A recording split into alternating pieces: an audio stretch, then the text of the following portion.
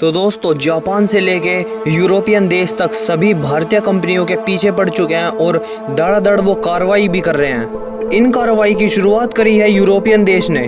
जो European union के देश हैं, इसमें करीब 27 देश आते हैं। उन्होंने भारत की जो कंपनी है उनके खिलाफ एंटी डंपिंग एक एक्शन ले लिया है। आपको इस न्यूज़ को समझने से पहले आपको समझना होगा कि एंटी डंपिंग क्या होती है। तो मैं आपको बता दूं, अगर किसी की भी मार्केट पे आपको कब्जा करना है तो आपको बहुत ही बड़े नंबर पे वहाँ पे अपने प्रोडक्ट डंप करने पड़ेंगे, क्योंकि एक टाइम पे चाइना भी करता था भारत के साथ।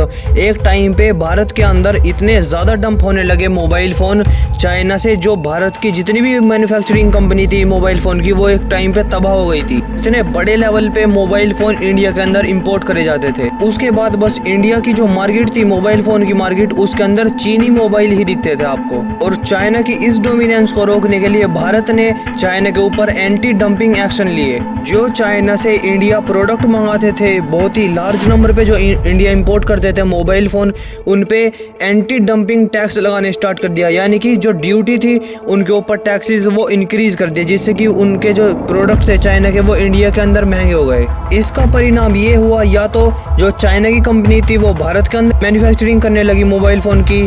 जितने भी इंपोर्ट होते थे चाइना से मोबाइल फ़ोन, वो सभी बंद कर दिए चाइनीज़ कंपनी ने। आज के टाइम पे यूरोप भी यही इल्ज़ाम लगा रहा है भारत की कंपनियों पे। तो यूरोपियन यूनियन के 27 देश हैं, उन्होंने ये कहा है अपनी इन्वेस्टिगेशन में कि भारत जो ऑप्टिकल फाइबर के केबल होते हैं वो बहुत ही चीप रेट के अंदर इंडिया के अंदर मैन्युफैक्चर करता है, और उसके बाद बहुत ही चीप रेट पे यूरोप के अंदर वो एक्सपोर्ट करता है, जिससे कि ये यूरोप के जो कंज्यूमर है, यानी कि जो बायर हैं, वो कम रेट पे होने की वजह से इंडिया का जो है ऑप्टिकल फाइबर का ये जो केबल होता है वही परचेज करते हैं।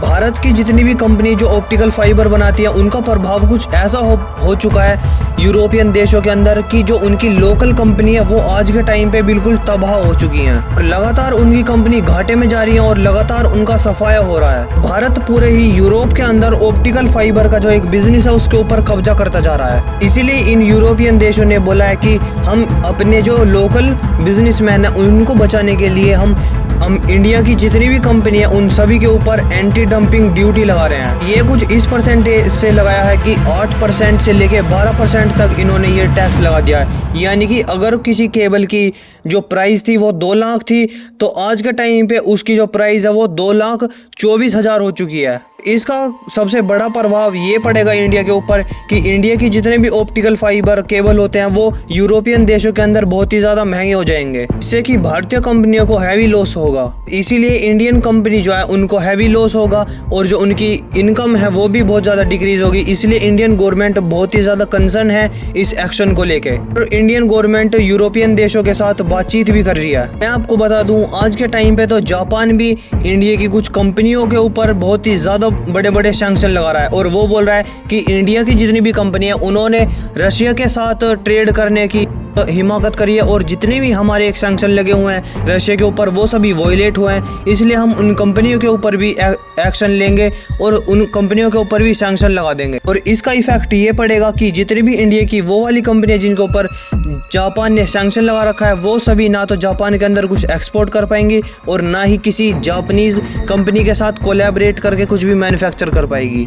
और इस चीज़ से 2 सबसे बड़े घाटे होते हैं। सबसे पहला तो इंडिया की जो रेपुटेशन है वो बहुत ज़्यादा कम होती है, और जो इंडिया की कंपनीज हैं उनको हैवी लॉस होते हैं। और ये जो एक्शन है ये यूरोप से लेके जापान तक एक्शन पूरे हो रहे हैं इंडियन कंपनी के ऊपर। इसलिए इंडियन गवर्नमेंट को भी अब एक्शन लेना होगा इन सभी देशों के खिलाफ। पास्ट में कुछ ऐसे एग्जाम्पल भी हैं कि अगर भारत की किसी कंपनी के साथ कुछ यूरोपियन देशों ने या फिर किसी भी देश ने कुछ करा है तो इंडिया ने भी वैसा ही एक्शन लिया है उस देश के खिलाफ। और मैं आपको बता दूं, यूरोपियन के बहुत ज़्यादा बड़ी बड़ी कंपनियां जो इंडिया के अंदर बिजनेस करती हैं, और जापान की भी बहुत सारी कंपनियां जो इंडिया के अंदर बिजनेस करती हैं, और हम उनके ऊपर भी ऐसे ही कड़े प्रतिबंध या फिर कुछ एक्शन इंडियन गवर्नमेंट ले सकती है।